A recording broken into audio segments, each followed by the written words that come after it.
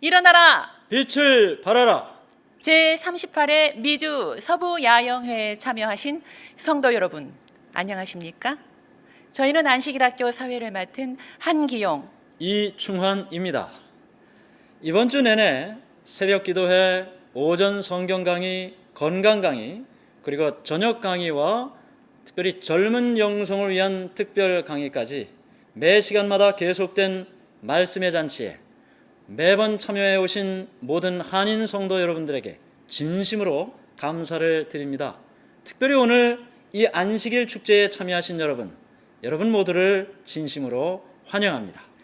이제 다 같이 주제가인 252장 영광의 그날이 오면을 부르고 첫 기도는 나성중앙교회 선교회장이신 문혜원 장로님이 인도해 주시겠습니다. 남은 자여 창조주 전하라 이 날에서 저 나라로 남은 자여 창조주 전하라 기별 속이 전하라 영광의 그날이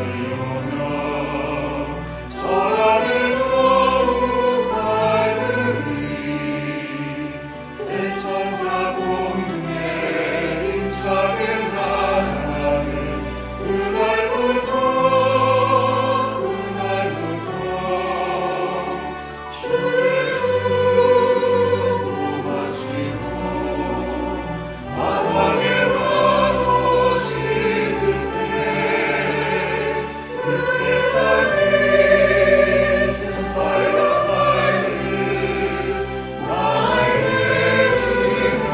전하는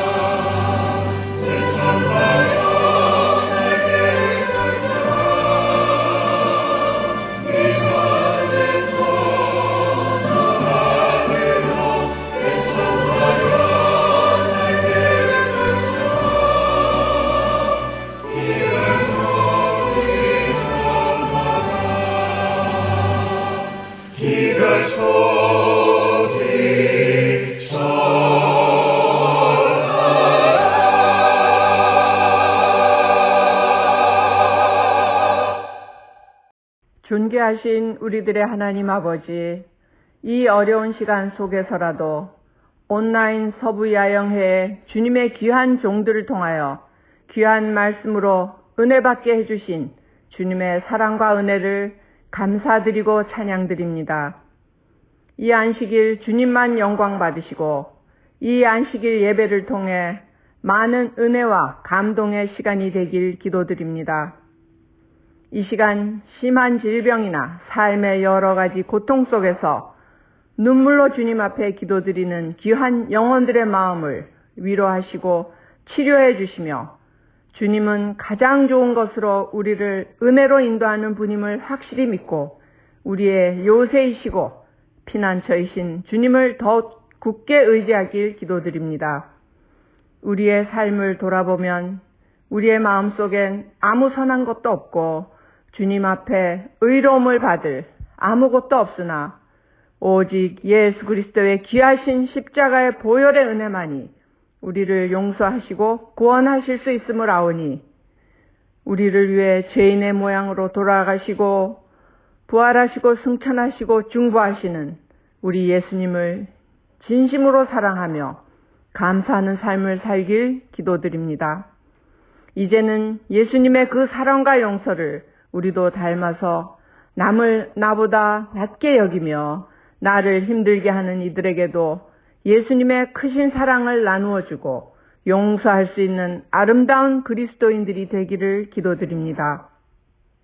야영회를 통해 받은 은혜로 성령 충만함 받아 굳건히 일어나서 예수님의 이름을 전하며 재림을 전파하는 신실한 재림교인의 모습으로 변화되길 간절히 기도드립니다. 아버지 또한 전 세계에 흩어져서 주님을 전하는 선교사의 사명으로 열심을 다하는 많은 선교사를 주셔서 감사드립니다. 이 안식일 학교 시간, 이 짧은 시간에 몇 분 선교사의 순서로 저희가 은혜 받고 저희도 마음 문을 열고 예수님의 선교 사업에 적극적으로 동참하는 저희 모두가 되길 소원하오며 이 시간 선교사님들과 그의 가족들, 또 일주일 동안 말씀을 전하신 강사님들, 또 모든 순서에 참여하신 분들, 순서를 준비한 모든 손길 위에 큰 축복 내려주시며 무엇보다 서부 야영에 참여한 모든 재림 성도들과 그들의 가정 또 그들의 자녀를 지켜주시고 굳건한 믿음으로 주님을 끝까지 온전히 신뢰하며 큰 빛을 이웃에게 전하는 귀한 삶을 살도록 지켜주시길 간절히 기도하오며 성령 충만한 이 시간 되길 예수님의 이름으로 간절히 기도드렸습니다. 아멘.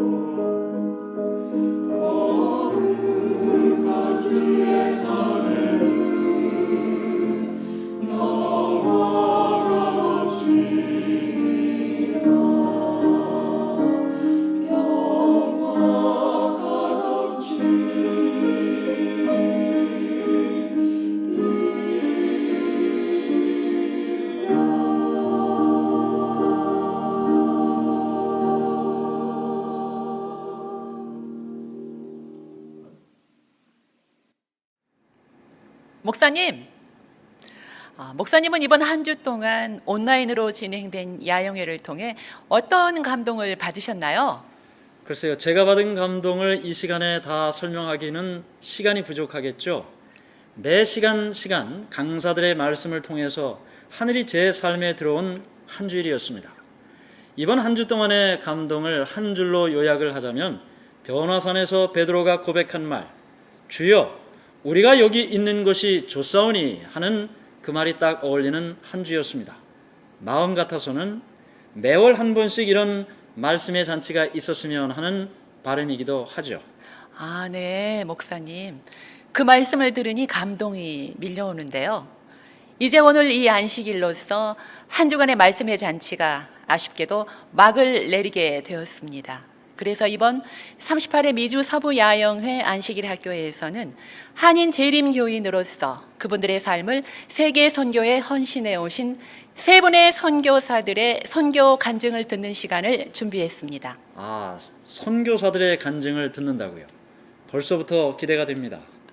사실 우리도 다 자신의 인생을 살고 있는데 자신의 삶을 다른 사람을 위해서, 특별히 다른 나라 사람들, 오지에 있는 그들을 위해서 복음을 전하고 자신의 인생을 바치고 그들과 함께 먹고 그들과 함께 자고 사는 그 일을 하며 산다는, 이런 일을 듣는다는 일은 우리에게 정말 감동적인 일이 아닐 수가 없을 것 같습니다.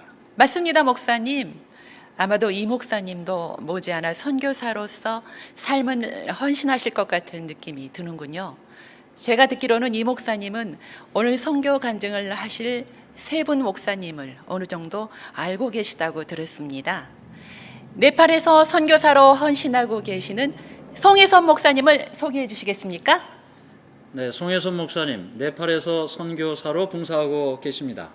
제가 몇 년 전 카얌 청년들을 인솔해서 송혜선 목사님이 선교하고 있는 이 답차 선교지에 가서 한 달 동안 봉사를 하고 돌아왔습니다. 송혜선 목사님은 한국 서중환합회에서 20년을 목회하셨습니다.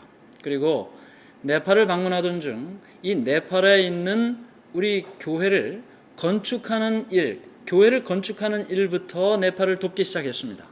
그러면서 네팔 성도들의 신임을 얻게 됐고 마침내 현재 자리 잡고 있는 답차라는 지역에 선교 본부를 설립했고 교회 건축, 의료 선교, 고아원 사역, 그리고 교육이 부족한 네팔 현지 목회자들의 심화 교육, 평신도 선교사 양성, 이 모든 일들을 통해서 네팔의 세천사의 기별을 전파하는 데 삶을 바치고 있는, 감동을 주는 그런 분이십니다. 오늘 보시는 영상에 보면 송 목사님이 입술이 터진 모습으로 나오는데 그곳에서 혼자 교회 건축도 하고 목회도 하고 건축, 의료 선교, 교육, 이 모든 일을 혼자 감당하다 보니 아무래도 무리가 있을 수밖에 없었겠죠. 아, 그러셨군요. 목수이면서 말씀을 전파하시고 또 병자를 돌보시고 가르치는 일을 행하신 마치 예수님 같으신 선교사시군요. 그러면 네팔의 십자가의 사도 송혜섭 선교사님의 선교 이야기를 보시도록 하겠습니다.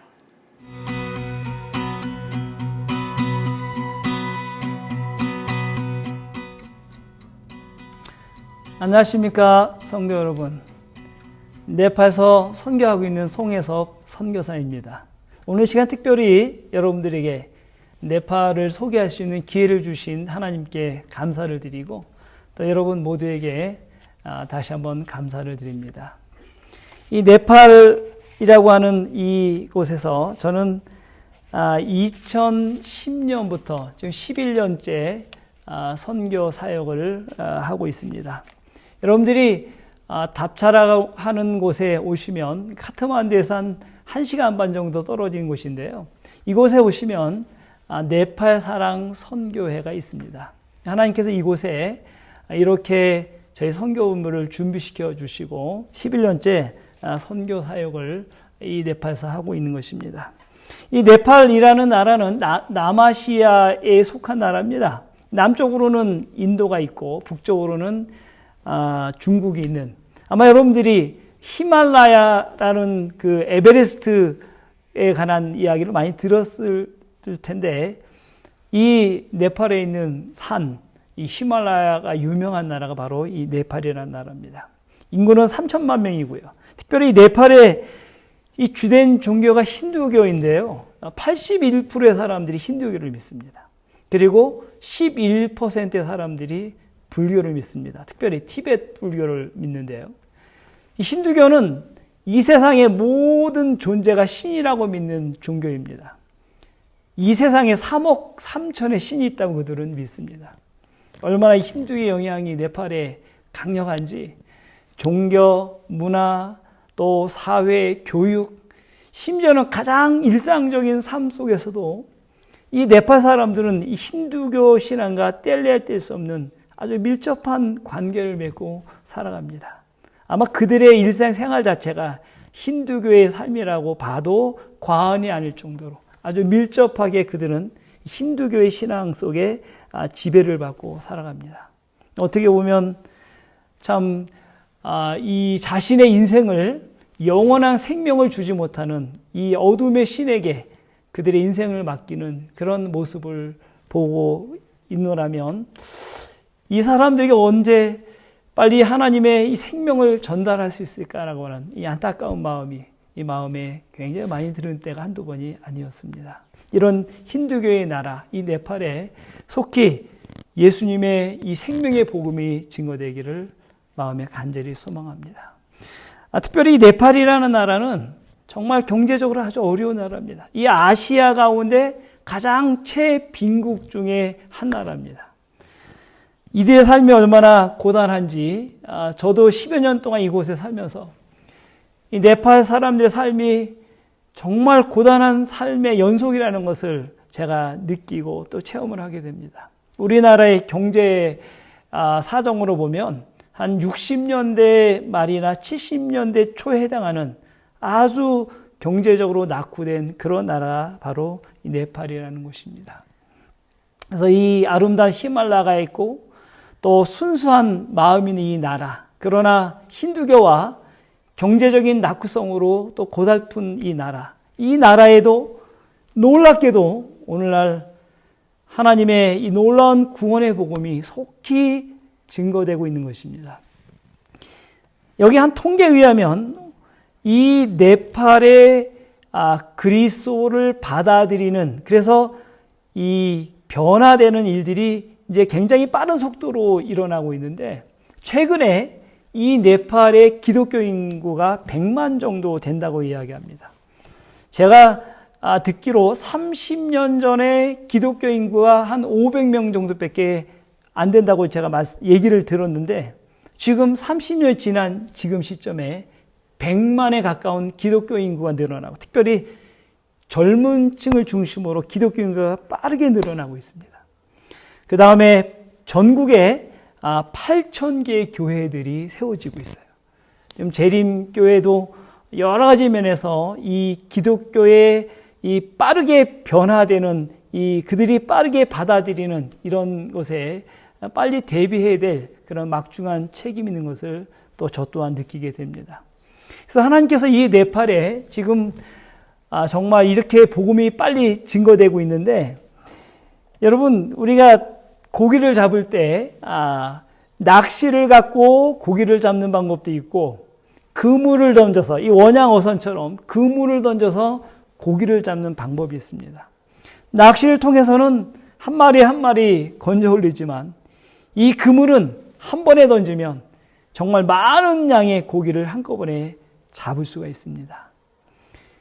지금 이 네팔이라는 나라는 우리가 조금만 관심을 가지고 또 열정을 가지고 선교적인 계획을 준비해서 접근해서 이들에게 하나님의 말씀과 복음을 전한다면, 특별히 이 젊은 층들은 굉장히 빠른 속도로 하나님을 영접할 수 있는, 이 복음을 접할 수 있는 그런 기회의 나라가 바로 네팔인 것입니다. 여러분, 이 네팔에 정말 하나님을 믿고 구원받아야 될 수많은 영혼이 있고 그들을 구원할 수 있는 놀라운 기회가 왔다는 사실은 우리 모두가 함께 기도하고 관심을 가져야 될 그런 대목이라고 생각이 됩니다. 그래서 하나님께서 2010년부터 하나님께서 이곳에서 이런 사역들을 허락하셨는데, 저에게 특별히 이 답차라는 교회를 담임할 수 있는 기회를 주셨고, 지금 3년째 이 교회를 섬기고 있습니다. 그 다음에 저희 선교본부 안에 치과와 메디칼 클리닉이 준비되어서 이웃 사람들에게 봉사할 수 있는 또 그런 기회를 또 하나님이 허락하셨고요. 또 중요한 선교 사역 가운데 하나가 이 네팔이 말씀드렸듯이 경제적으로 너무 열악한 나라이기 때문에 자체적인 교회를 갖기가 참 힘이 듭니다. 그래서 전국 네팔에 하나님의 성전을 세우는 선교 사역을 또 저에게 허락하셔서 성전을 건축하는 사역을 또 하고 있고요. 그 다음에 사랑스러운 아이들을 13명을 저에게 주어서 이제 이 아이들에게 하나님의 말씀도 전하고 또 하나님의 사랑을 전할 수 있는 고아 사역을 또 진행을 하고 있습니다. 정말 사랑스러운 아이들이죠. 예. 그 다음에 특별히 교회 안에 60%의 사람들이 청소년들이에요. 이 청년들을 훈련해서 가르칠 수 있는 청년 선교사 양성하는 이런 선교 사역을 또 하도록 해주셨고요. 그 다음에 마지막으로 이 네팔 목회자들을 향해서 이 지도자들을 가르치고 훈련하고 또 영성 훈련해서 그들의 영적인 수준을 높여서 이 네팔 교회를 든든하게 세우는 이런 사역을 할 수 있도록 또 그런 기회를 저에게 주었습니다. 이런 모든 사역을 이 선교 본부 안에 하나님께서 준비시켜 주셨고 이곳에서 더 하나님의 놀라운 역사가 일어날 수 있는 그런 기회를 하나님께서 저에게 주셨는데요. 특별히 마지막에 사도행전 31쪽에 보면 모든 나라에 가라 사람들이 살 수 있는 지구상의 가장 먼 지방에까지 가서 나의 임재가 그곳에까지 그대들과 함께 하리라는 것을 보증하라. 여기 말씀하시기를 하나님의 임재가 분명히 함께 하신다고 하셨는데 저는 지난 10여 년 동안 하나님의 놀라운 임재를 경험하고 체험하였습니다. 정말 저에게 큰 축복이죠. 오늘 특별히 여러분들 이 네팔에 이 하나님의 임재가 함께 하시는 이 네팔에 기도해 주시고 관심 가져 주셔서 이곳의 영혼들이 이 주님 오실 때 많은 영혼들이 구원받을 수 있는 이런 역사가 일어날 수 있도록 함께 기도해 주시고 또 관심 가져 주시기를 간절히 바랍니다. 감사합니다. 집사님은 이 선교 간증 어떻게 보셨습니까? 네, 정말 머리가 숙여질 만큼 감동적인 간증이네요. 목사님, 혹시 저도 기회가 된다면 오지에 가서 송 선교사님처럼 이름도 없이 빛도 없이 복음을 전파하다 그 나라에 묻힐 수 있는 영광을 얻으면 좋겠습니다. 이 영상을 보고 나니 다음 영상이 더욱 기대가 되는데요. 다음 영상은 파키스탄 삼육대학 학장으로 부름을 받아 헌신하시는 지성배 목사님의 선교 간증이 되겠습니다. 목사님, 지성배 목사님에 대해서 소개를 좀 해주시겠습니까? 네, 지성배 목사님은 신학을 하기 이전에 이미 청년 시절부터 천명 선교사로서 선교사의 삶을 시작한 그런 경험을 가지고 있는 목사님입니다. 지성배 목사님은 서중원 앞에서 목회를 했고 필리핀에서 박사학위를 받았고 그리고 파키스탄의 삼육대학 학장으로 부름을 받았습니다. 우리가 아는 것처럼 파키스탄은 인구 대부분이 이슬람 교도들입니다. 만일 그들이 다른 종교로 개종을 하면 명예살인을 당한다. 명예살인이라는 것은 가까운 가족으로부터 살인을 당해도 법적으로 아무런 문제가 되지 않는다는 거죠. 만일 그들이 기독교로 개종을 한다면 그들은 이런 명예살인을 당해도 아무런 문제가 일어나지 않는 그런 나라인 것입니다. 그런데 기독교인이 일반 학교에 다니면 다 이슬람교로 개종을 강요당하는 그런 종교 자유가 없는 나라인데 이 나라, 이 파키스탄에서 삼육대학의 이름으로 재림교회 신앙을 가르치고 그리고 그들이 우리의 믿음을 가질 수 있는 문을 연다는 것은 대단히 필요하고 중요한 일이 아닐 수가 없습니다. 하나님께서 우리 지성배 목사님의 길을 인도해 주시리라고 저는 확신을 합니다. 목사님, 그 말씀을 들으니 마음이 숙연해집니다. 파키스탄 삼육대학에서 지 목사님과 가족들의 사역이 어떨지 몹시 궁금해지는데요. 그럼 그 궁금증을 풀어줄 지성배 목사님의 간증을 시청하시겠습니다. 안녕하세요. 행복한 안식일이죠? 저는 이 시간 파키스탄 선교지를 소개하고자 합니다. 지금 이 시간은 땅끝까지 이르러 파키스탄 선교지에 대한 소개, 그리고 오후에는 선교지에서 실제 경험하고 일어나고 있는 놀라운 하나님의 역사를 소개하도록 하겠습니다. 파키스탄은 약 97% 극모슬렘 순위파가 있고요. 그 중에 3% 힌두, 그리고 1% 기독교인들이 살고 있습니다. 세계에서 모슬렘 인구 2위 국가이고, 그리고 약 2억 3천만 명, 바로 세계 5위 인구 대국입니다. 그리고 GDP 순위가 굉장히 낮고 IMF 위기 가운데 있으면서 그런 가운데서도 재림교인이 무려 14,000여 명이 있습니다. 최악의 종교 탄압 국가이기도 하고요. 그래서 지금 실제로 보고에 의하면 기독교 폭력 바로 세계 1위로 또 발표되고 있습니다. 그리고 최하의 여성 인권인 국가입니다. 이러한 파키스탄에 저희 36대학이 있습니다.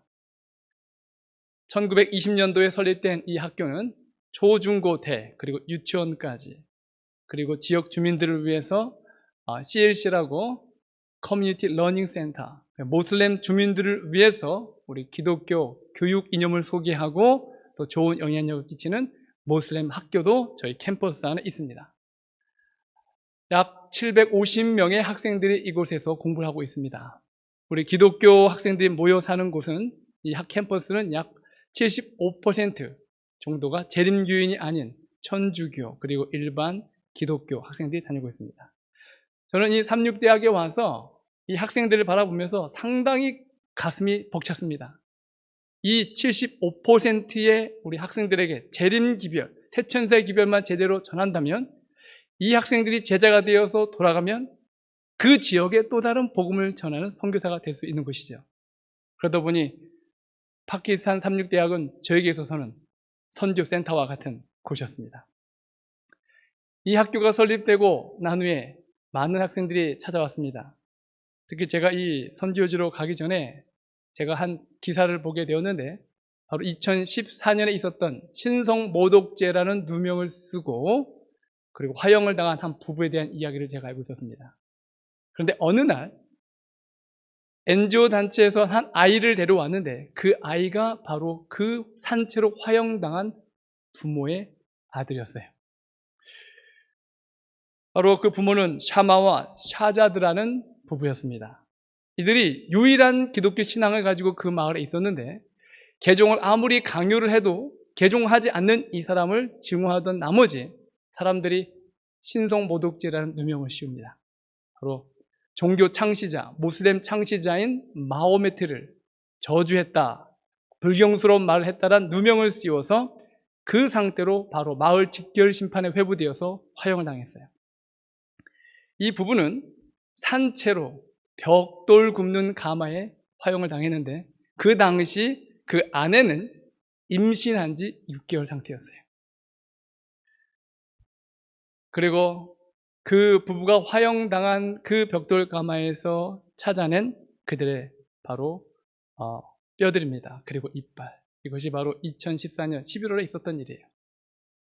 이 부부가 화형당하고 난 뒤에 남겨진 세 자녀들이 있었습니다. 할아버지가 이 아이들을 돌보고, 그리고 신성모독죄에 연루되면 본인뿐만 아니라 가족 일가가 다 위험합니다. 그래서 이 세 명의 자녀들은 특별한 보호를 받아서 NGO가 관리하고 있었습니다. 그리고 2년이 지나고 3년 지나고 난 후에 NGO 단체가 이 아이를 학교를 보내야 되는데 어떻게 할까 고민하다가 저희 학교 이야기를 듣고 방문하게 된 겁니다. 그리고 높이 솟은 담, 그리고 안전요원과 경찰들이 항상 캠퍼스에 상주해 있는 것을 보고 이 학생을 이 학교로 보내기로 결심한 거예요. 그리고 그 NGO, 바로 총무가 저를 찾아왔습니다. 사무실에서 이 아이를 소개하면서 아무한테도 얘기하지 마십시오. 이 아이가 위험하니까 우리 학장님만 알고 계시고 이 아이를 이 학교에 다닐 수 있도록 도와주십시오. 그 아이를, 이 이야기를 듣던 아이가 두려워 떠는 거예요. 한 번도 분리되어서 외진 곳에 살아보지 못한 이 아이가 겁에 질려 있길래 그 아이를 제 무릎에 앉혔습니다. 그리고 얘야, 너 아버지 안 계시지? 근데 그거 아니야? 하늘에 계신 영원하신 아버지가 진짜 우리 아버지라는 거. 이 학교가 너에게 그 아버지가 어떤 분인지를 가르쳐주는 학교야. 함께 기도할까? 그리고 그 아이를 무릎에 앉혀놓고 기도했습니다. 이 아이의 눈에 눈물이 주룩주룩 흐르면서 마음에 평안함이 오는 걸 봤어요. 그리고 이 효자들은 이 학교에 입학해서 영어와 그리고 음악 여러 가지 수업을 듣고 성경을 배우게 되었습니다. 그러던 어느 날 미국에 계신 문주한 목사님께서 오셔서 기도주의를 진행하던 중에 예수님의 제자, 예수님의 선교사의 삶을 살아야 된다라는 그런 메시지를 전하는데 그 아이가 이 앞에 앉아서 가장 또릿또릿하게 그 말씀을 듣고 있는 거예요. 그리고 목사님이 이 나라를 위하여 예수의 제자가 되기를 원하는 사람, 선교사가 되기 원하는 사람 나와라. 이 아이가 앞으로 튀어나왔어요. 비록 자기 부모님은 모슬렘 종교와 그리고 자기 민족에 의해서 희생당했지만 이 어린아이의 마음에 모든 상처가 씻겨져 내려가면서 그 나라를 위하여 선교사가 되겠다고 결심하고 올라선 그 아이를 보는데 제 눈시울이 뜨거워지는 거예요. 비록 이런 종교적인 핍박, 탄압이 있는 곳이지만 그 가운데서도 진리를 가지고 살아가는 백성들, 그리고 자녀들을 위해서 가장 아름다운 신앙 교육을 위해서 애쓰는 부모들이 바로 그 자녀들을 이 학교로 보내고 있는 것입니다. 어느 날 이 부부가 3명의 아이들을 데리고 왔어요. 우리 학교에 아이들을 입학시키고 싶다는 겁니다. 보통 이 학생들 한 명 기숙사비, 식사비, 교육비를 대려면 보통 약 한 $55 정도 들어가요, 매월. 근데 이 부모님의 직업을 보니까 트럭 조수예요. 트럭 조수가 받는 월급은 한 110불 정도 됩니다. 3명의 아이들을 보낸다? 기숙사에 보낸다? 불가능한 일이죠. 제가 물었어요. 당신 이 아이의 학비를 감당할 수 있느냐? 아무 말을 못해요. 그러면서 하는 말이, 목사님, 제 둘째 아들이 학교에 갔는데 다 모슬렘 학생들이잖아요, 일반 학교가. 근데 이 모슬렘 학생들이 자꾸 이 친구에게 개종을 강요하는 거예요. 기독교인이라고 무시하는 거예요. 그러다 이 친구들이 몰려와서 이 아이의 팔을 부러뜨렸어요. 이 아이가 집에 돌아와서 병원에 치료를 받고 그리고 회복된 후에 학교에 돌아갔는데 친구들이 무시탁, 너 또 왔네. 그리고 이 아이의 부러진 팔을 또 부러뜨렸어요. 이 학교는 트라우마로 인해서 그 학교를 다시는 가지 못했어요. 그리고 집에만 있던 이 아이를 보던 그 부모님의 아픈 심정, 그 상황 속에서 저희 학교에 대한 이야기를 듣게 된 거죠. 그리고 아무런 생각하지 않고 오직 기도만 하고 이 아이들을 데리고 온 거예요. 밝게 웃는 이 아이들의 모습을 보니 정말 저도 마음이 아팠어요. 그래서 한국에서 장학금을 도와줄 분들을 소개해서 이 아이들과 1대1로 자매 결연을 맺고 그리고 이 아이들이 학교를 다닐 수 있도록 도와줬습니다. 이 아이들이 얼마나 행복하고 즐겁게 학교 생활하는지, 비록 부모가 해줄 수 있는 것은 없지만 기도했던 그 순간에 때로 새로운 믿음의 여정으로 길을 통해서 이렇게 자녀들이 다닐 수 있는 길을 열어준 그 하나님께 대하여 감사하며 돌아가는 모습을 볼 때 저 마음도 더불어 행복했습니다. 이렇게 많은 학생들이 저희 학교에서 공부하기 위하여 먼 걸음을 그리고 부모를 뒤로하고 그리고 찾아옵니다. 저희들은 이 학교 학생들에게 특별히 다니엘처럼 그리고 요셉처럼 살 수 있도록 저희들이 굉장히 많은 제자훈련과 그리고 학업 지도와 생활 지도를 하고 있습니다. 그 중에 하나가 바로 다니엘 프로젝트예요. 다니엘과 같은 아이들을 키우기 위해서 그 중에 정말 더 실력이 있고 그 다음에 가능성 있는 친구들을 모아서 저희들이 이들을 특별하게 더 지도합니다. 올해 그 중에 한 학생이 의과대학을 들어가게 되었어요. 의과대학에 들어가려면 일반 기독교인들이 들어갈 수 있는 그런 학교가 아닙니다. 물론 점수도 높아야 되지만 그 의과 대학비를 감당할 수가 없어요.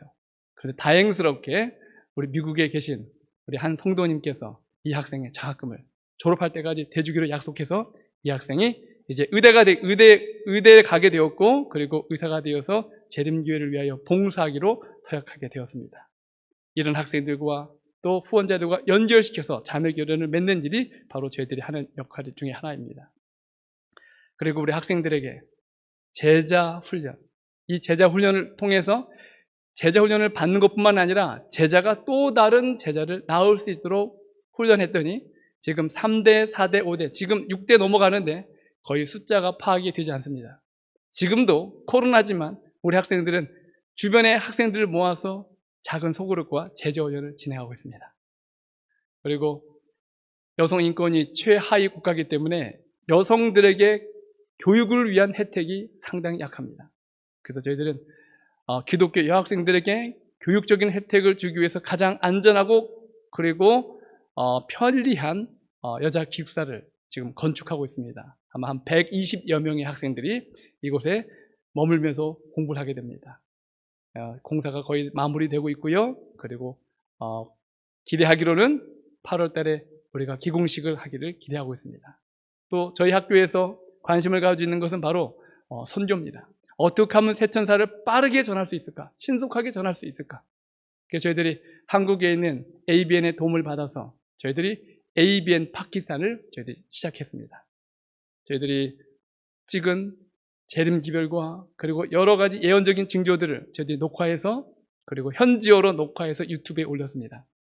우리가 직접 모슬렘 사람들에게 예수님을 전할 수 없지만 적어도 이 유튜브 미디어를 통해서 누구든지 원하면 쉽게 접근할 수 있는 그런 선교 방법을 저희들이 연구하고 지금 진행하고 있습니다.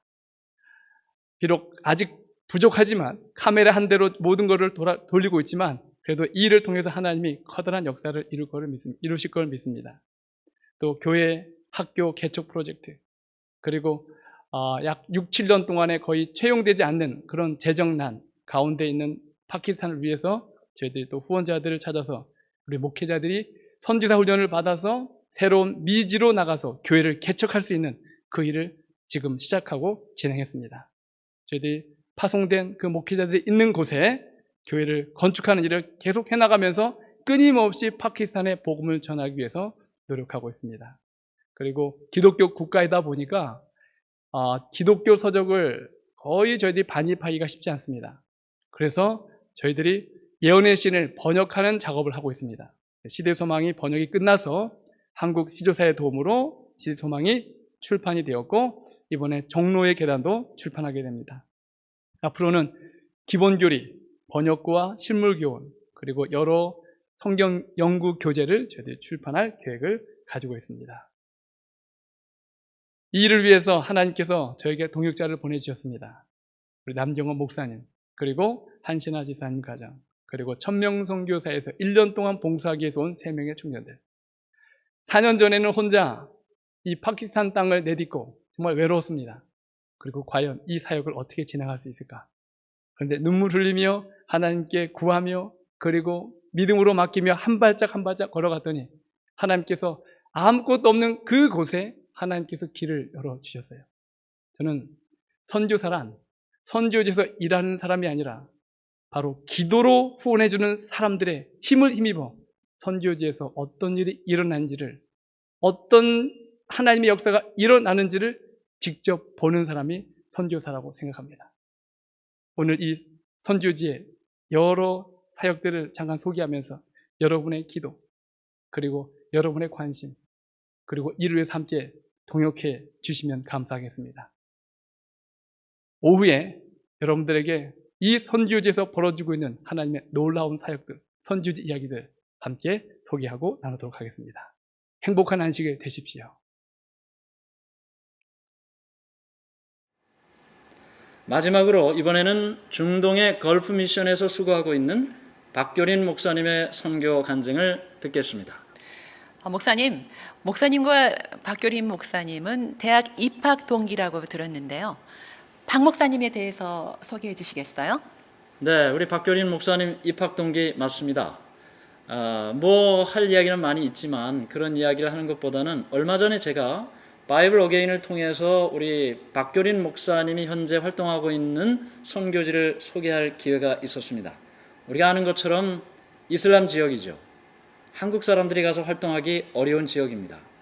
그럼에도 불구하고 그곳에 가서 걸프 미션에서 총무부장으로 헌신하고 선교하고 복음의 최전선에서 봉사하고 있는 모습을 멀리서 볼 때 정말 자랑스러운 신구 목사라는 생각이 듭니다. 그러면 우리 박 목사님의 선교 간증을 시청하겠습니다. 아살라무 알레이쿰. 안녕하십니까? 중동 걸프 지역에 선교사로 사역하고 있는 박교린 목사입니다. 2016년에 이곳 아랍에미리트에 와서 걸프필드의 총무로 일하고 있습니다. 걸프필드는 아라비아 반도의 7개 나라로 구성되어 있는데 여기 보시는 대로 모든 나라들의 사막으로 이렇게 다 되어 있습니다. 이 건물이 바로 걸프필드의 본부 건물입니다. 걸프필드는 사우디아라비아, 예멘, 오만, 아랍에미레이트, 바흐레인, 카타르, 그리고 쿠웨이트 이렇게 7나라의 선교 사역을 관장하고 있습니다. 사우디는 이슬람의 본산지이고 예멘은 아직도 내전으로 재림교회가 없는 상태이며 아드라가 활발히 활동하고 있습니다. 걸프필드는 다른 4개의 필드 또는 지역으로 구성된 중동, 북아프리카 연합회의 소속이며 연합회 본부는 레바논 베이루트에 있습니다. 미들 이스트 앤 노스 아프리카 유니언은 현재 가장 중요한 선교지 중의 하나인 중동과 북아프리카, 터키, 그리고 이란 등 20개의 나라로 구성된 대총회 직할 연합회입니다. 제가 현재 살고 있는 라스 알 카이마의 자연 환경은 사막, 나무 없는 돌산, 그리고 바다입니다. 이 바다가 바로 페르시아만이며 이곳에선 경쟁국 이란을 지칭하는 페르시아만 대신 아라비안 걸프라고 부릅니다. 바로 이 건너편에 이란이 있습니다. 두바이의 화려한 건물들은 모두 2000년 이후에 세워진 것들입니다. 세계에서 가장 빠르게 성장하는 도시로서 세계에서 가장 높은 건물인 부르즈 칼리파, 가장 큰 쇼핑몰인 두바이몰, 가장 큰 플라이어 가든인 미러클 가든, 그리고 7성 호텔인 부르즈 알 아랍 등 여러 기록을 해마다 경신하고 있습니다. 예전에 작은 베두인 부족들에게서 이제는 이름만 대면 누구라도 아는 세계적인 도시가 된 것은 참 놀라운 일입니다. 카타르, 바흐레인, 쿠웨이트 등 걸프 국가들의 빠른 성장은 1960년, 70년대에 상용화된 원유의 발견이 그 밑바탕이라고 할 수 있습니다. 창세기 21장 20절 하나님이 하갈의 눈을 밝히셨으므로 샘물을 보고 가서 가죽 부대에 물을 채워다가 그 아이에게 마시게 하였더라. 아브라함의 여종이었던 하갈에게 샘물을 보게 하심으로 그 옛날 이스마엘을 살리셨던 하나님께서 오늘날은 이스마엘 자손들에게 또 다른 샘물, 오일 스프링을 발견하게 하셨습니다. 이렇게 이스마엘 자손도 생육하고 번성하며 큰 나라가 될 것이라는 하나님의 언약이 이루어지지 않았나 생각합니다. 무엇보다도 이들을 구원하시는 하나님의 섭리가 있음을 저는 믿습니다.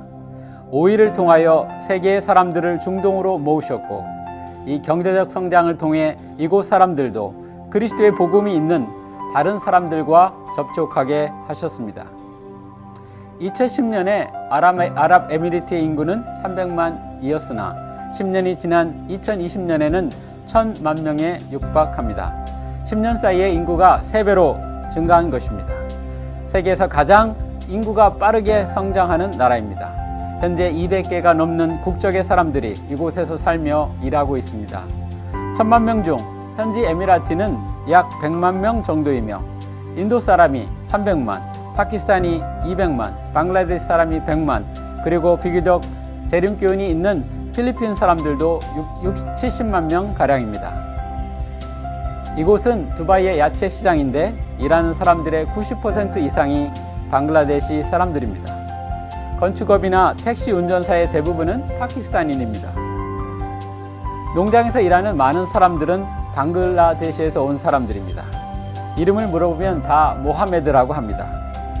걸프 지역은 이렇게 각지에서 모인 무슬림들과 또 아랍어를 사용하는 걸프 현지인들, 이집트, 시리아, 요르단, 다양한 사람들에게 복음을 전할 수 있는 아주 전략적인 장소입니다. 제가 이곳에 와서 살아보니 아랍 사람들에게 갖고 있었던 부정적인 이미지는 거의 사라지고 예수님의 사랑과 복음이 필요한, 너무나 필요한 사람들이라는 것을 많이 느끼게 됩니다. 현지 사람들의 문화에 아직도 성경시대의 문화가 많이 남아 있습니다. 무엇보다도 이들의 이슬람 신앙에 대한 철저한 순종과 알라의 말씀에 대한 경외심, 지옥을 피하고 낙원에 가고자 하는 강한 열망 등은 언젠가 참된 하나님을 찾도록 도울 수 있는 소중한 통로가 될 것이라고 저는 확신합니다. 아직은 법적으로, 사회적으로, 가족에서 기독교의 개종이 금지되어 있으나 젊은 학생 청년들부터 변화의 바람이 거세게 불고 있으며 언젠가 선교의 문이 더 활짝 열리는 날이 올 것입니다. 부유한 오일 국가의 이면에는 또 다른 계층의 사람들이 살고 있습니다. Hi, Pastor. Good afternoon. Hi, Bismarck. Everyone. Good. Been a long time. Yes. 비스마르크는 가나에서 일하러 온 재림 청년입니다. 지금은 이 지역에서 가장 고급스러운 호텔에서 안전요원으로 일하고 있습니다. 하루에 9시간씩 주 6일 일하고 받는 월급은 1,500디람, 약 400달러입니다. 그래도 지금은 아주 좋은 형편입니다. 지난 몇 년간은 컨스트럭션 컴퍼니에서 노동자로 일했는데 합숙소에 머물며 새벽 4시에 일어나 밥을 먹고 도시락을 싸서 6시에 버스에 탑니다. 오후 4시까지 뜨거운 건설 현장에서 일하고 숙소에 돌아오면 오후 6시 다시 씻고 저녁밥을 해먹고 빨래를 조금 하면 잠자리에 들어야 할 시간입니다. 이렇게 일하면 한 달 월급이 약 200달러였습니다. 어쩌다 몸이 아프거나 안식일에 교회 가느라 일을 빠지게 되면 20달러씩 깎이게 됩니다. 제가 어느 날 8명이 사는 그의 방에 갔더니 자신의 침대 벽에 이런 글씨가 있었습니다. 안식일을 기억하여 거룩히 지키라. 정말 어려운 환경에서 나름 신앙을 지켜내는 모습이 큰 감동이었습니다. 오펠린 자매는 쿠웨이트에서 하우스메이드로 일하고 있습니다. 휴일은 한 달에 단 하루, 매일 세 아들을 먹이고 씻기고 하루 종일 돌봐줍니다. 이 중 큰아이는 스페셜 차일드로 더 많이 애를 써야 합니다. 여기에 집안의 빨래와 요리도 합니다. 정말 시간적으로, 체력적으로, 정신적으로 어려운 환경이지만 필리핀에 있는 두 자녀를 위해 열심히 일하고 있습니다. 둘째 아들이 태어난 후 얼마 되지 않아 남편이 세상을 떠나서 다시 쿠웨이트로 일하러 왔습니다. 지난 7년 동안 이제 7살 된 둘째 아들을 직접 한 번도 보지 못했습니다. 2년에 한 번 주는 휴가도 반납하고 대신 그 돈을 집에 송금합니다. 얼마 전 목사님, 아들이 너무 보고 싶어요 하는 그 자매의 눈물 섞인 말에 제 마음이 너무 안타까웠습니다. 그런데 이 자매가 비슷한 처지에 있는 재림 신도 자매들과 함께 한 달에 단 하루 있는 휴일을 안식일로 정하여 교회에 왔습니다. 그리고 다 함께 안교 순서를 맡았습니다. Teach me this day, tell me whom you can serve. Let nothing stand in your way. Give the praise we deserve. As for me and my house, we will serve the Lord. 그리고 그 다음날 안식일에는 화이어를 만들어 또 이렇게 예쁘게 단복도 만들어 입고 교회 활동을 하는 것입니다. 이 오펠린 자매의 위트니싱으로 쿠웨이트 부부와 그 아이들이 안식일에 교회에 왔고 또 이제는 교인들이 그 집을 방문하기도 했습니다. 나만 장군집의 여종이 한 것처럼 하나님의 말씀과 그리스도의 복음이 현지 가정들에게 증거되고 있습니다. 교회에 나오지 못하는 안식일에는 페이스북으로 온라인 처치를 만들어 사우디, 카타르 등 중동의 다른 나라뿐 아니라 싱가포르, 홍콩에서 일하는 도메스틱 워커 270여 명과 함께 매 안식일 예배를 드리고 함께 찬양을 하고 교제하고 말씀을 나누고 있습니다. 이들이 일하는 가정에서 아이들에게 성경 노래를 가르치고 성경 이야기를 해주는 그런 모습을 종종 듣습니다. 이들이 주는 아는 노래가 교회 노래요, 또 아는 이야기가 교회 이야기가 아닙니까? 그래서 얼마 전 한 목사님이 메이드로 일하는 재림 성도의 영향으로 그 현지 집 아이들이 Jesus loves me, this I know, for the Bible tells me so. 이런 성경 노래를 부른다는 소식을 듣고 얼마나 기뻤는지 모릅니다. 이 형제 자매들을 위한 여러분의 기도를 요청합니다. 걸프필드 내에 21개의 교회와 3개의 예배소 그리고 약 3,000여 명의 재림 성도들이 있습니다. 다양한 국적의 목회자 15명이 일하고 있습니다. 이곳에 살며 일하는 재림 성도들은 대부분 젊고 다 직장이 있고 선교적으로 매우 활동적입니다. 간호사들이 많기 때문에 헬스 엑스포를 자주 합니다. 어려운 노동자들에게 음식과 생활 필수품을 나누어 줍니다. 또 해마다 수십 명의 침례자들이 나옵니다. 얼마 전에 두바이에 있는 한 교회의 여성 선교회 성도들과 김치를 만들어 친구와 이웃들에게 나누어 주며 전도하는 행사를 가졌습니다. 이곳 사람들은 한국 문화에 호의적입니다. 그래서 이것이 좋은 선교 도구로 활용되고 있습니다. 아직까지 현지 무슬림을 선교하는 것은 금지되어 있고 제약도 많습니다. 그러나 우리 하나님은 그분의 계획을 가지고 계십니다. 당신의 타이밍을 가지고 계십니다. 우리가 모르는 100가지, 1000가지 방법으로 당신의 뜻을 이루고 계십니다. 사도행전의 초기 교회를 철저하게 핍박했던 사울을 하나님은 복음을 위한 가장 활동적인 선교사 바울로 부르셨습니다.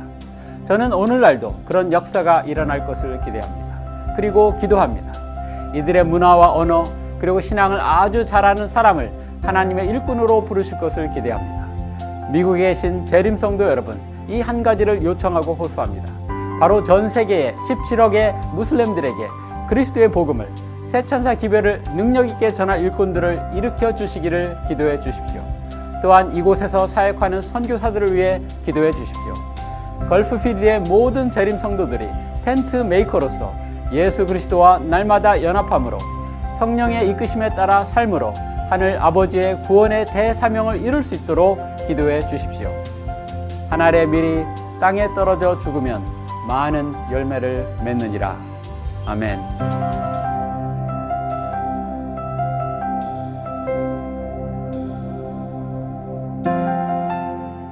이 세 분 외에도 전 세계에 새 천사의 기별을 전파하는 일에 헌신하고 있는 많은 한인 재림교인 선교사들이 있습니다. 전 세계에 가장 많은 선교사를 보내는 나라는 미국이고 두 번째로 많은 선교사를 보내고 있는 나라가 한국입니다. 사실 그런 면을 생각하면 한국 성도들이 얼마나 선교적인 열심을 가지고 있는지 생각해 볼 수 있습니다. 특별히 오늘 10분 남짓 소개해드린 송혜섭, 지성배, 박교린 목사님의 간증을 조금 더 자세히 볼 수 있는 50분짜리 영상이 서부야영의 홈페이지에 업로드되어 있습니다. 여러분들 기도해 주시고 많은 시청해 주시기를 부탁드립니다. 좋은 정보 감사드립니다, 목사님. 이제 38회 미주 서부야영회 운영위원장이신 김순태 목사님께 마이크를 넘기겠습니다. 목사님의 말씀 후에 미주교회협회 선교부장이신 윤용화 목사님의 축도가 있겠고, 축도 후에는 로마린다 교회 담임 목사이신 오충환 목사님의 과정 공부가 있겠습니다. 안식일 학교에 참여해 주신 여러분께 진심으로 감사의 말씀을 드립니다.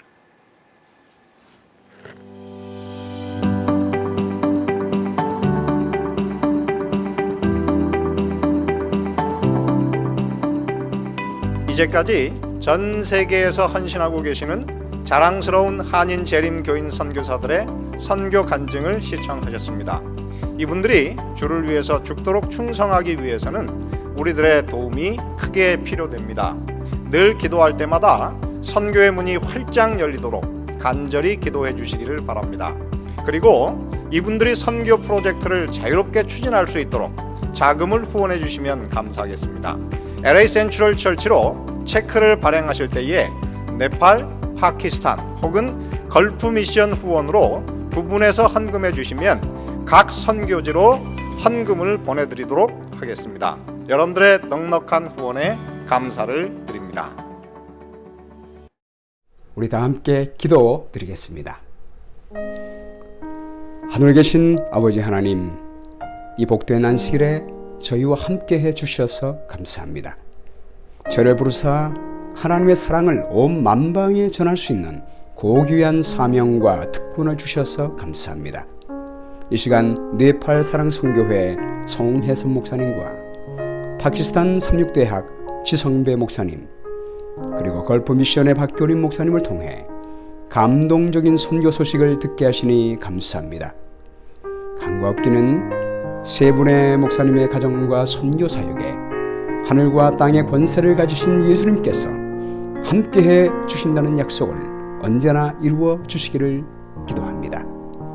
오늘 선교사들의 소식을 듣고 성령님의 감동으로 선교지를 위해 헌금하는 성도들에게 축복해 줍시고 헌금이 귀하게 사용되어 많은 영혼들이 구원받도록 도와주시기를 간구합니다. 나중에 우리가 하늘에서 저희 헌금과 기도로 인해 구원받은 많은 영혼들을 만날 수 있도록 역사하여 주시옵소서. 간절히 바라옵기는 미주에 있는 모든 교회가 각각 한 선교 지역을 후원함으로 모든 민족에게 복음이 전파되므로 그리운 예수님의 재림을 속히 맞이할 수 있도록 인도하여 주시기를 간구합니다.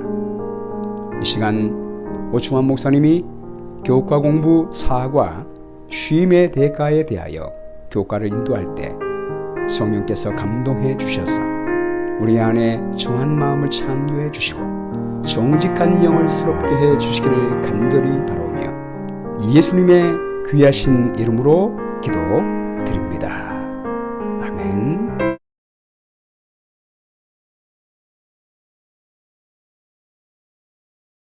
서부 지역에 계신 성도님 여러분들, 주님 안에서 문안 인사드립니다. 그동안 우리가 코로나 바이러스 때문에 자주 뵙지 못하고 또 서부 연합 야영에도 이렇게 온라인으로 하게 되었습니다. 빨리 이 문제가 해결되어서 내년에는 우리가 얼굴과 얼굴을 보면서 함께 야영회를 할 수 있으면 정말 좋겠습니다.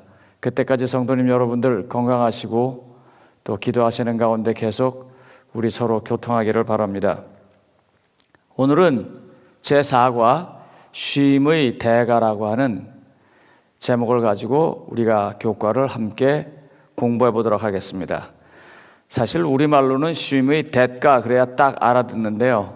한글이 저렇게 써 있으니까요. 사람이 쉼을 얻기 위해서 어떤 가치를 지불하게 되는가?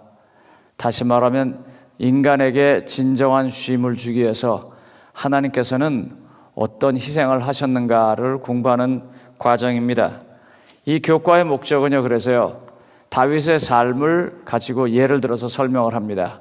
하나님과 마음이 합했던 사람 다윗, 그가 어떻게 죄를 짓고 또 어떻게 그 죄에서부터 벗어나는지를 상세하게 알려주면서 우리에게도 쉼을 주고자 하는 것이 본 교과의 목적입니다. 교과는 일월화수목 이렇게 다음과 같이 전개됩니다. 일요일날 되돌릴 수 없는 잘못, 이건 뭐냐면요, 다윗의 범죄가 어떻게 일어나게 됐는지 하는 과정을 설명하는 것입니다. 두 번째, 월요일날 경종에 울리는 소리라는 그런 다윗을 향해서 하나님께서 나단을 통해서 어떻게 그를 일깨우는지 알려주는 과정입니다. 화요일날은 용서받으면 끝 하고 이 의문 부호가 붙었습니다. 만약에 제가 어느 작은 반에 교사를 맡는다면 저는 이 부분을 집중적으로 해서 교과를 전개할 것 같습니다. 하나님의 용서로 바뀌는 사람, 그래서 그 바뀌는 사람이 수요일날 새롭게 되는 과정입니다. 그리고 마지막으로 그렇게 새롭게 된 사람이 공동체와 주변에 하나님의 구원의 빛을 전하는 과정을 설명한 것이 이번 교과의 전개 방향입니다. 아마 성도님 여러분들은 이미 교과를 다 공부하셨을 거고요. 요즘 또 교과가 공부되어 있는 수많은 인터넷의 방송들과 또 내용들이 있으니까 다 아실 것이라 믿습니다. 그래서 제가 이 교과를 공부한 사람들이 실제적인 삶에서 이런 것들은 꼭 알아야 하고 이런 결과를 얻어야 한다 하고 느낀 것을 몇 가지 좀 말씀드림으로 교과를 진행하고 마치도록 하겠습니다. 제일 첫 번째로요, 죄가 보통 사람들의 삶에서 언제 일어나는가 하는 것입니다. 저의 삶, 여러분들의 삶에서 죄가 언제 일어나는가? 사무엘하 11장 1절에 보면 그 다윗이 죄 짓는 동기가 나옵니다. 그의 모든 군인들과 장군 요압이 이제 나가서 싸울 때, 암몬과 싸울 때입니다. 다윗은 왕궁에 있습니다. 다시 말하면요, 죄는요, 영적 싸움을 멈출 때 일어납니다. 다윗이요, 이제 임금이 됐고 그러니까 달라지죠. 그래서 그런 육신적인 싸움에 나가지는 않는다 할지라도 임금으로서 이스라엘 국가를 발전시켜야 하는 일을 위한 그의 끊임없는 노력, 싸움은 멈췄으면 안 되는데 다윗이 그걸 멈췄단 말입니다. 그래서 고린도전서 10장 12절에 보면 선줄로 생각하는 자는 넘어질까 조심하라 라는 이 성경 말씀을 기억하면서 항상 우리의 믿음을 돌아보고 하나님과 함께하는, 하나님께 의지하는 삶을 살도록 해야 합니다. 그래야만 합니다.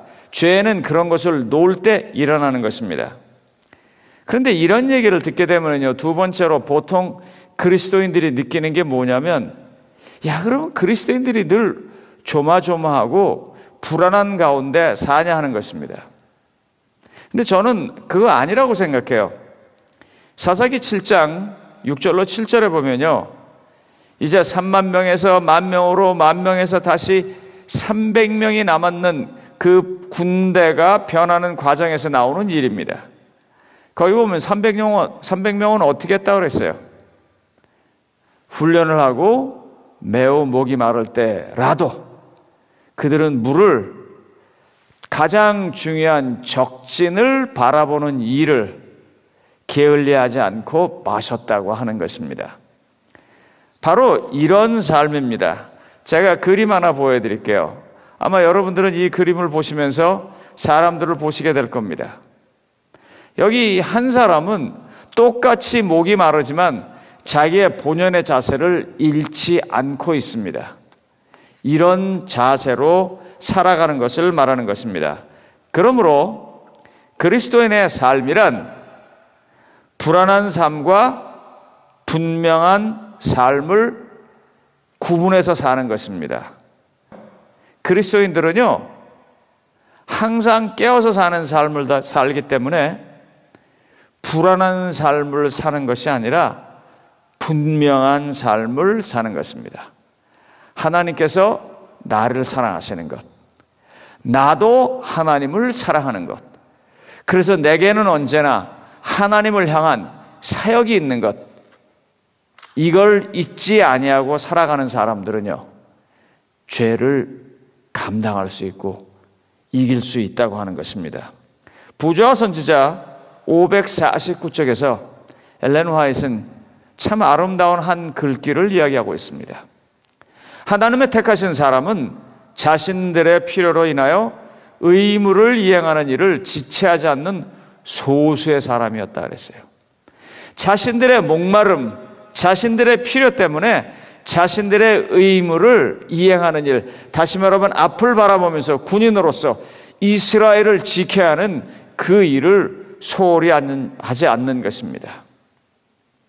돈독한 신앙을 가진 사람들이요, 수많은 다양한 형태의 우상숭배가 우리를 유혹한다고 해도 그 죄에 물들지 아니하고 오직 하나님만을 바라보는 그런 삶을 말하는 것이죠.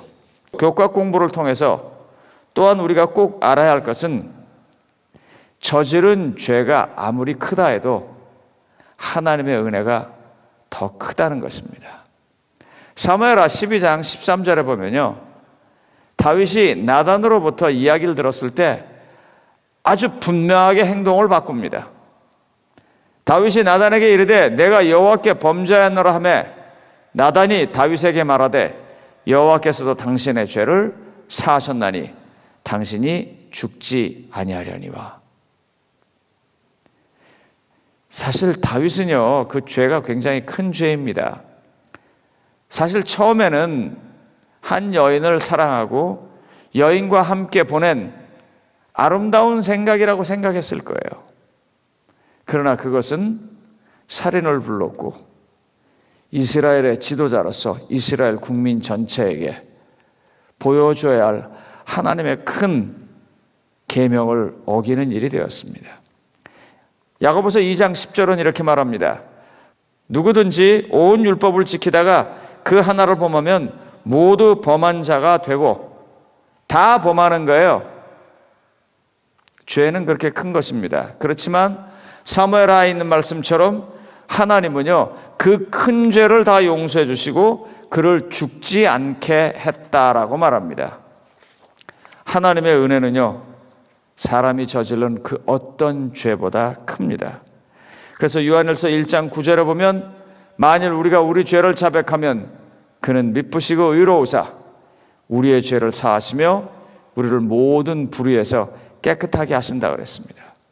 요한복음 1장 12절에 보면은요, 영접하는 자, 곧 하나님의 아들 예수 그리스도를 믿는 사람에게 자녀가 되는 권세를 주시겠다고 말했는데요, 이 말의 11절에 보면은요, 그들이 자기 백성이, 다시 말하면 이스라엘이 예수님이 오는 것을 영접하지 아니하였다 그랬어요. 영접하지 아니하는 백성에게 영접만 한다면 하나님의 자녀가 되는 권세를 주시겠다고 말하는 분이 하나님이십니다. 하나님의 은혜는 그렇게 큰 것입니다. 그러므로 교과 공부를 통해서 꼭 알아야 할 네 번째, 가나다라는 이런 것입니다. 하나님의 용서는 구체적으로 죄인을 변화시킨다는 것입니다. 그 첫 번째 변화가 뭐냐면 하나님의 심판이 의롭다고 인정하는 것입니다. 사무엘하 12장 12절에 보면은요, 하나님이 뭐라고 말하냐면 다윗에게 너는 은밀히 행하였으나 나는 온 이스라엘 백성 앞에서 이 일을 다 보여주겠다. 망신도 아주 정말 요즘 아이들이 하는 말 맞다나 개망신이죠. 그런데 다윗이 그걸 받아들입니다. 시편 51편 4절의 현대인의 성경은 이렇게 말합니다. 내가 오직 주께만 범죄하여 이런 끔찍한 일을 하였습니다. 받아들이는 것입니다.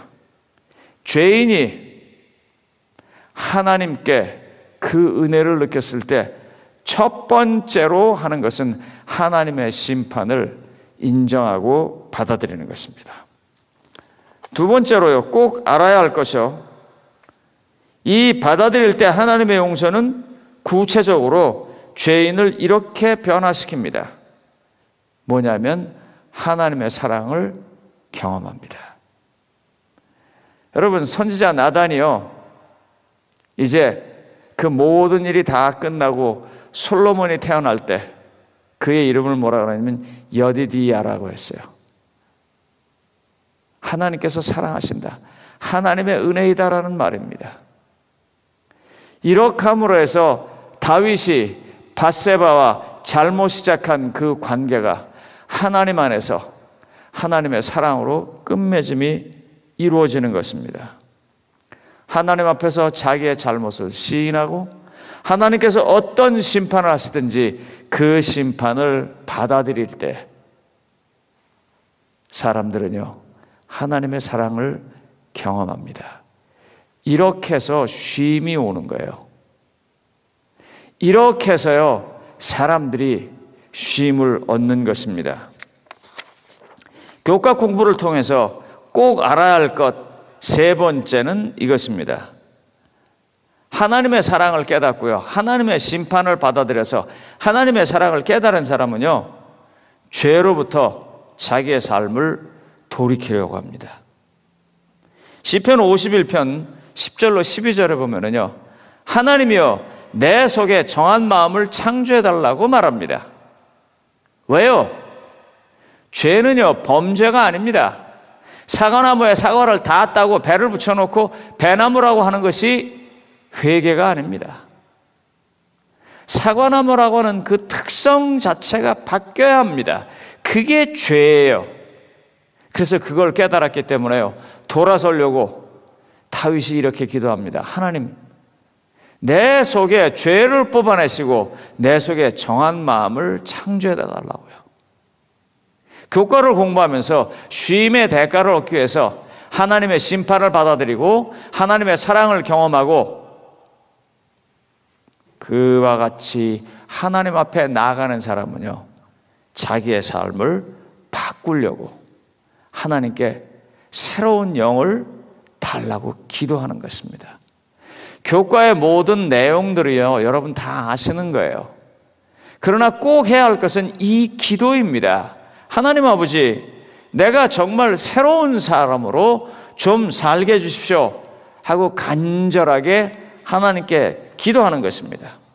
시대의 소망 555쪽에서 엘렌 화이트는 정말 폐부를 찌르는 한 문장을 씁니다. 개혁이 따르지 않는 회개는 참된 회개가 아니다. 그리스도인의 의는 잡아가지 않고 버리지 않는 죄를 덮는 뭐요? 외투가 아니다 그랬어요. 외투가 아닙니다. 품성을 변화시키고 행동을 제어하려는 것이 생애의 원칙입니다. 그런데 이게 인간이 못해요.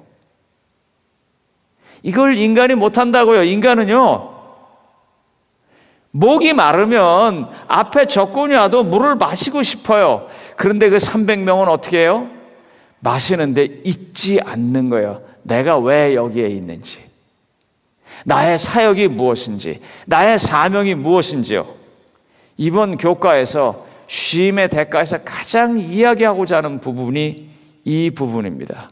하나님 아버지, 제게 정한 영을 창조하여 주십시오.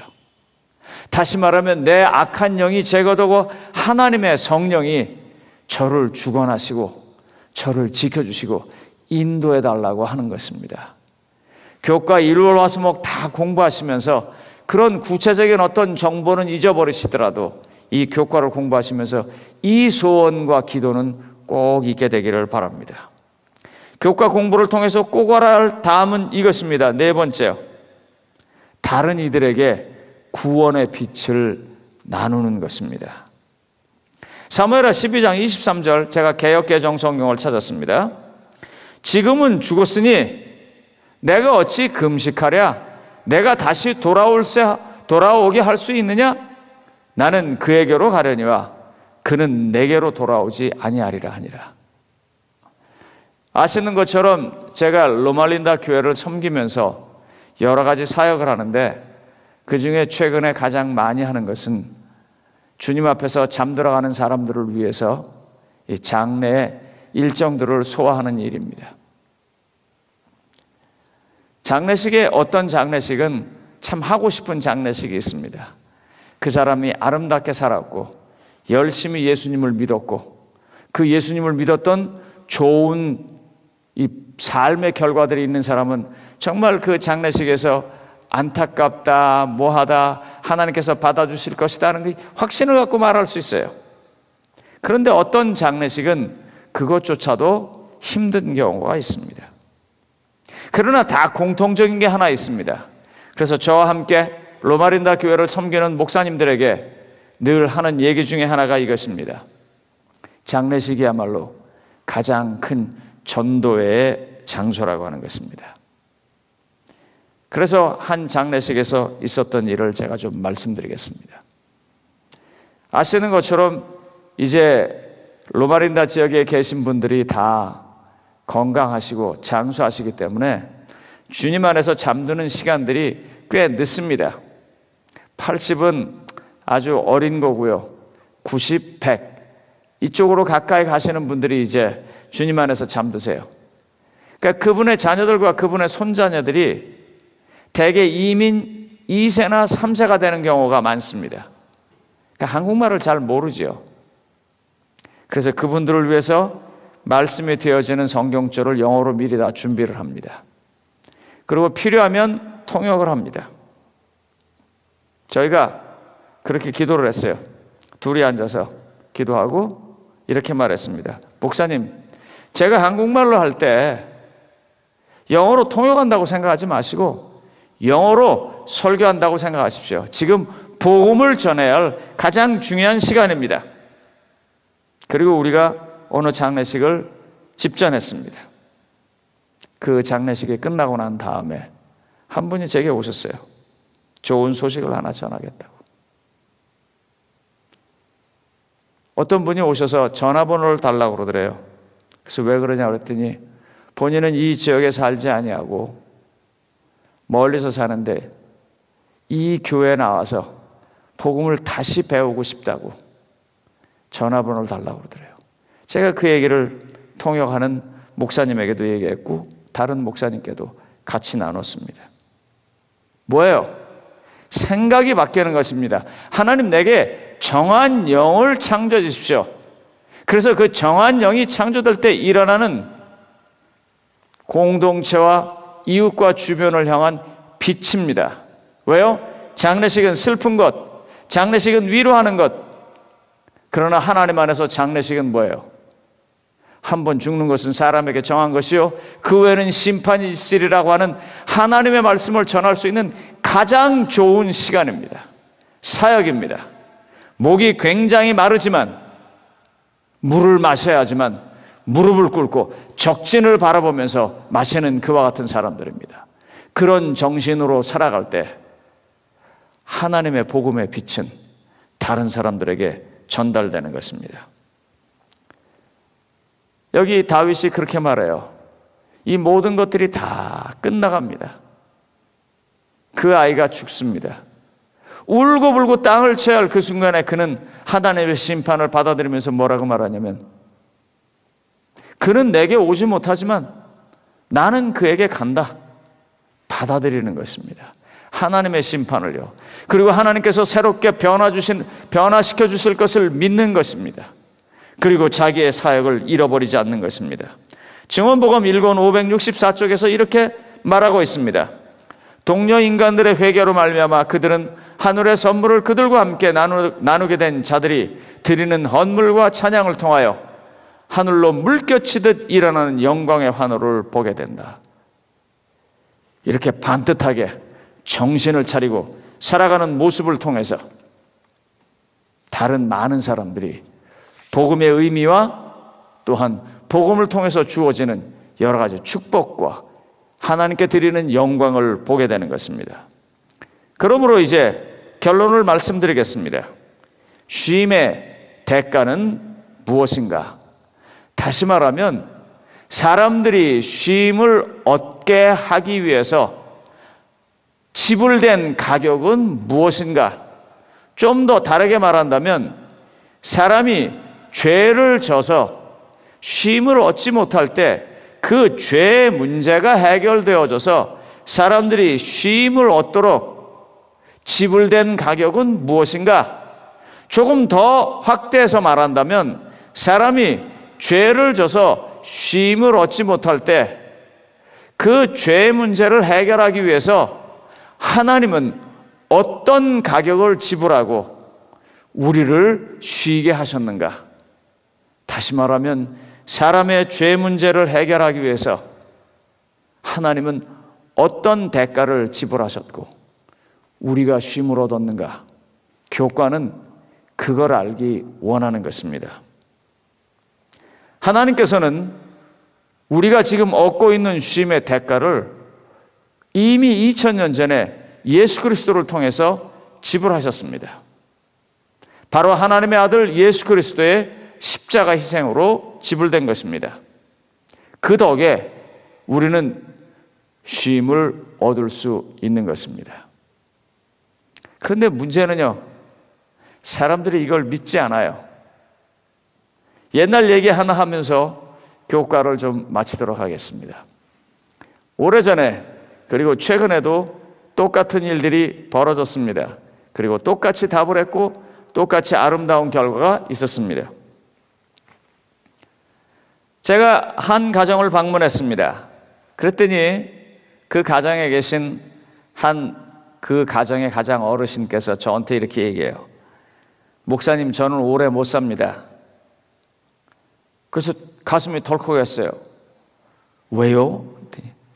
의사가 그러는데 저는 현재 암이고 6개월을 못 산다고 합니다. 그래서 저는 오래 못 삽니다. 여러분, 방문가에서 그런 소리를 들으면 얼마나 힘들겠어요? 그래서 집에 돌아왔습니다. 집에 돌아와서 곰곰이 생각을 했어요. 곰곰이 생각을 했는데 아무래도 마음이 불편해요. 그래서 제가 그 다음날 그 집에 다시 갔습니다.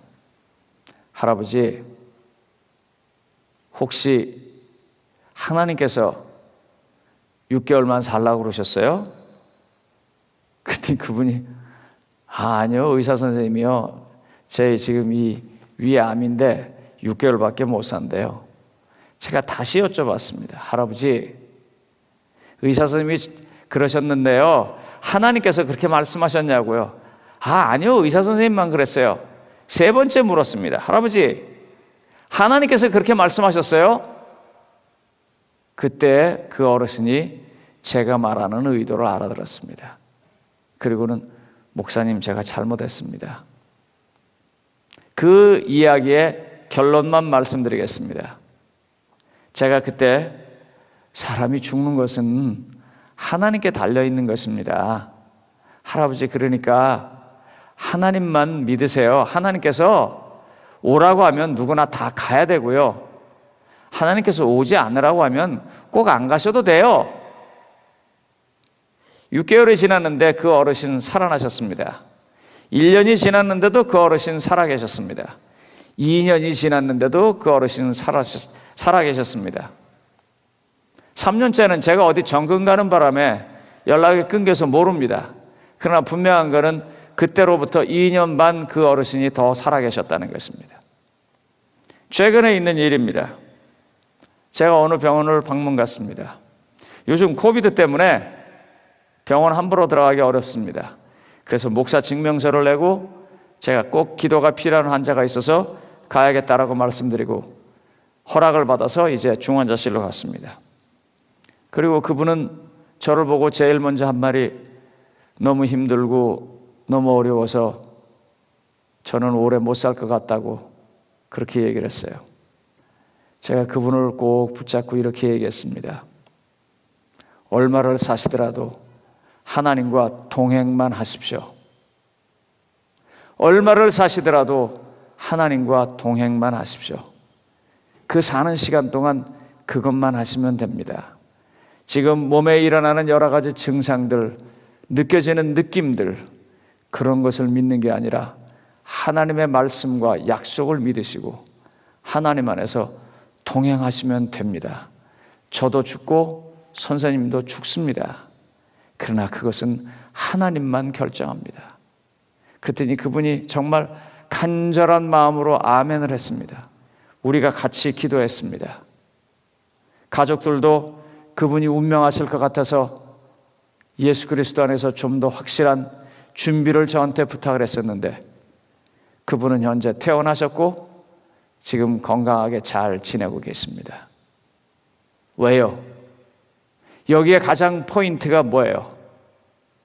그리스도인은요, 언제 죄를 짓냐면 하나님과 동행하는 시간에서부터 벗어날 때 죄를 짓습니다.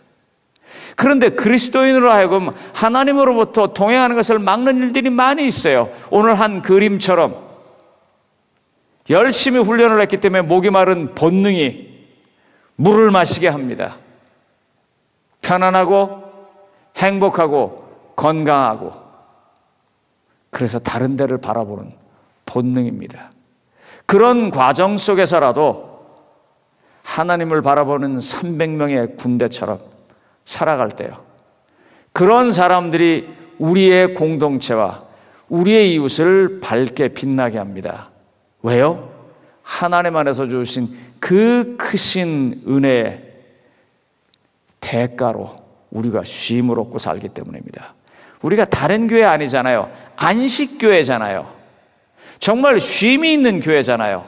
이 교과를 통해서요, 온라인을 통해서 시청하시는 서부 지역의 모든 분들에게 이와 같은 하나님의 안식이 크신 은혜로 나타나시길 바라면서 이 교과 공부를 마치도록 하겠습니다.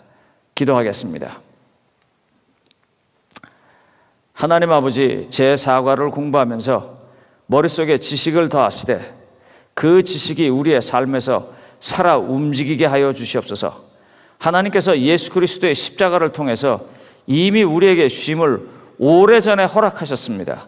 그 대가를 지불하셨습니다. 그러니 우리의 몸이 아플지라도, 아니면 우리의 환경이 나쁠지라도, 아니면 우리가 너무 힘들어서 목마르다 할지라도 하나님의 말씀과 약속만 믿고 다른 데를 쳐다보지 말게 하여 주시옵소서. 하나님께서 이미 우리에게 쉼을 허락하셨다고 하는 그 약속을 붙잡고 서부 연합 야영에 참석하신 모든 성도님들에게 하나님께서 베풀어 주시고자 하는 축복의 안식이 한 번도 빠짐없이 임하게 해주시고 경험되게 해주시기를 우리 구주 예수님의 이름으로 간절히 축원하옵나이다. 아멘.